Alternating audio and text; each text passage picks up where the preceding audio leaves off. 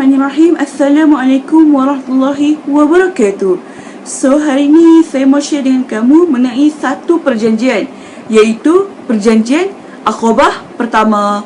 Okey, dalam perjanjian Aqabah pertama ni, saya akan bahagikan pada 3, iaitu yang pertama, peristiwa sebelum berlakunya perjanjian. Yang kedua, peristiwa semasa berlakunya perjanjian. Dan yang ketiga, peristiwa selepas berlakunya perjanjian. Okey, mari kita masuk kepada peristiwa sebelum berlakunya perjanjian. Pada musim haji, terdapat 6 orang pemuda. Diorang ni daripada kabilah Khazraj. Diorang datang jumpa Nabi. Diorang ni, 6 orang ni adalah yang pertama, As'ad bin Zurarah. Yang kedua, Auf bin Al-Harith daripada Bani Najjar. Yang ketiga, Rafi bin Malik daripada Bani Zarik. Yang keempat, Qutbah bin Amir. Yang kelima, Uqbah bin Amir. Dan yang keenam adalah Jabir bin Abdullah. So, diorang ni datanglah jumpa Nabi pada musim haji tu kan. So, Nabi seru diorang ni kepada Islam. Dan Nabi minta diorang ni untuk bantu Nabi sebarkan Islam. So, diorang pun masuklah Islam. Diorang masuk Islam. Dan diorang janji dengan Nabi, diorang akan bantu Nabi untuk sebarkan Islam. So, selepas tu diorang pun janji dengan Nabi untuk jumpa Nabi tahun depan pada musim haji. Dan peristiwa sebelum perjanjian Aqabah pertama ni merupakan permulaan bagi penduduk Yathrib. Yathrib ni nama lama bagi Madinah. So, ni adalah permulaan bagi penduduk Yathrib untuk memeluk Islam. Okey, sekarang kita masuk kepada peristiwa semasa berlakunya perjanjian Aqabah. Okey, pada tahun berikutnya, iaitu pada tahun ke-12 kenabian, terdapat 12 orang pemuda. Diorang ni pergi Mekah, datang jumpa Nabi. Okey, 5 orang daripada 12 orang ni adalah orang yang telah berjumpa dengan Nabi pada tahun lepas. So, diorang tepati janji, diorang mau datang pada tahun hadapan untuk jumpa dengan Nabi pada musim haji. Dan seorang ni dah hadir, iaitu Jabir bin Abdullah. Okey, dan 10 orang daripada 12 orang ni adalah kabilah Khazraj. Dan 2 orang ni adalah daripada kabilah ataupun suku Aus. Okey, so diorang ni pun jumpa dengan Nabi. Diorang memperbaharui keislaman diorang. Ini adalah 7 orang baharu dalam perjanjian Aqabah pertama. Okey, so Nabi pun bagi tahulah isi-isi perjanjian Aqabah pertama ni. Ada 6 isi kandungan perjanjian Aqabah pertama. Yang pertama, janganlah kamu menyekutukan Allah dengan sesuatu. Yang kedua, janganlah kamu mencuri. Yang ketiga, janganlah kamu berzina. Yang keempat, janganlah kamu membunuh anak-anak kamu. Yang kelima, janganlah kamu membuat kebohongan. Yang keenam, janganlah kamu menentangku, iaitu Nabi Muhammad, dalam kebenaran. Okey, so inilah 6 isi perjanjian Aqabah pertama. Dan lepas Nabi bagi tahu mengenai isi perjanjian apa semua, Ubadah ni dia langsung berbai'ah dengan Nabi. Okey, so diorang pun dah bai'ah dengan, lepas tu diorang pun bai'ah dengan Nabi. Dan diorang buat perjanjian tu lah. Okey, lepas diorang membuat perjanjian tu, diorang pun yang 12 orang ni, diorang baliklah ke Madinah, iaitu Yathrib. So, diorang balik ni kan, Nabi utus dengan diorang seseorang untuk join diorang sekali ke Madinah, iaitu Mus'ab bin Umair Al-Abdari. Mus'ab ni dia dikenal sebagai mukri, iaitu ahli baca Quran dan suaranya merdu. Di mana Mus'ab ni Nabi utus untuk join diorang balik Yathrib untuk memberi pemahaman tentang agama dan untuk menyebarkan Islam di Madinah. Okey, so diorang ni baliklah ke Madinah dengan Mus'ab bin Umair ni. Okey, so setibanya di Madinah, Mus'ab ni dia tinggal di rumah As'ad bin Zurarah. So, diorang ni bekerjasama lah untuk sebarkan Islam di Madinah. Jadi satu hari ni, As'ad ni dia mengundang pemimpin suku Aus dengan Khazraj ke rumah dia untuk jumpa dengan Mus'ab. Iaitu pemimpin suku Aus adalah Usaid bin Qudair dan pemimpin suku Khazraj adalah Sa'ad bin Mu'az. So, diorang dua ni datanglah pergi rumah As'ad bin Zurarah ni kan. So diorang pun berbual dengan Mus'ab.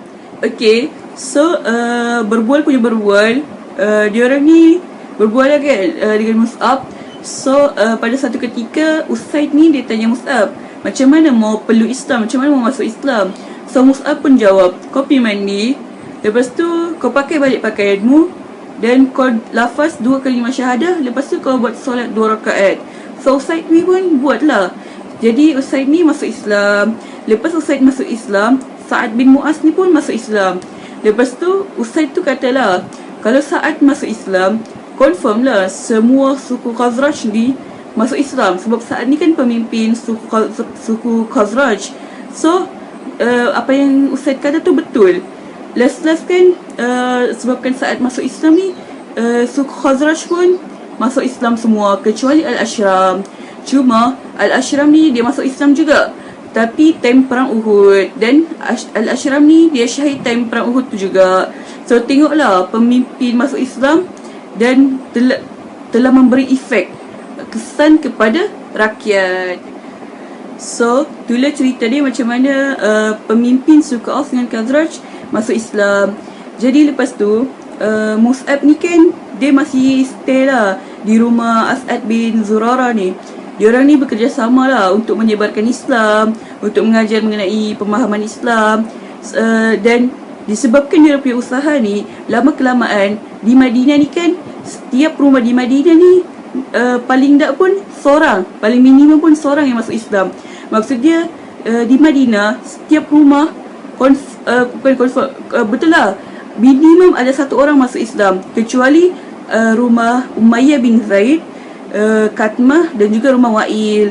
Ni pun rumah diorang ni masih ada orang kafir, sebab di dalam rumah diorang ni ada seorang penyair yang begitu ditaati, iaitu Qais bin Al-Aslad, yang sentiasa halang diorang daripada masuk Islam. So rumah diorang je lah yang ada, maksudnya yang overall keseluruhannya orang kafir. Yang lain, rumah lain di Madinah ni mostly minimum lah seorang je, yang minimum lah seorang masuk Islam. Rumah diorang je lah yang masih kafir semua. Macam tu lah. Cumanya diorang ni masuk Islam juga, cuma lambat. Dan diorang ni masuk Islam time perang Khandaq. Sebelum masuk musim haji kedua, Mus'ab ni baliklah ke Mekah. Mus'ab balik ke Mekah, jumpa dengan Nabi.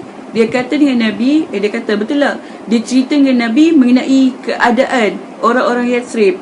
Diorang punya karakter macam mana, ciri-ciri diorang macam mana, keadaan keislaman diorang macam mana.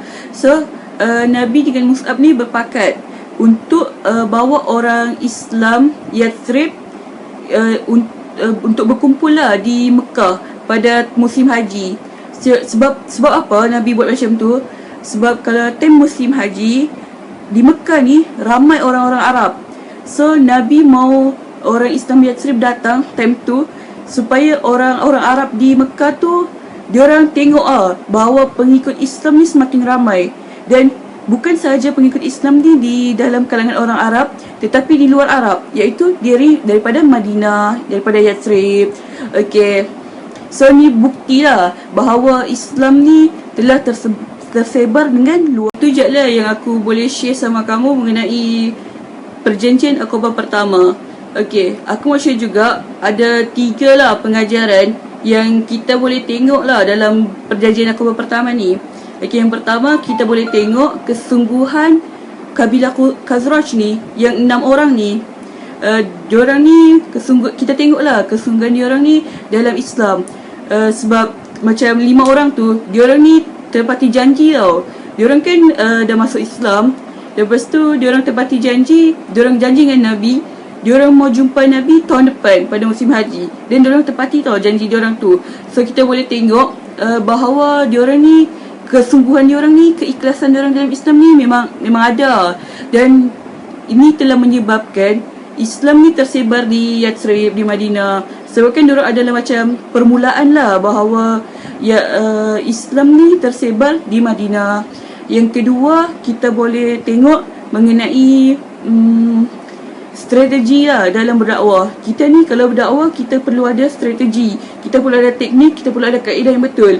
Sebagai contoh, macam As'ad ni kan, dia jemput pemimpin Aus dengan Khazraj datang pergi rumah dia untuk jumpa dengan Mus'ab.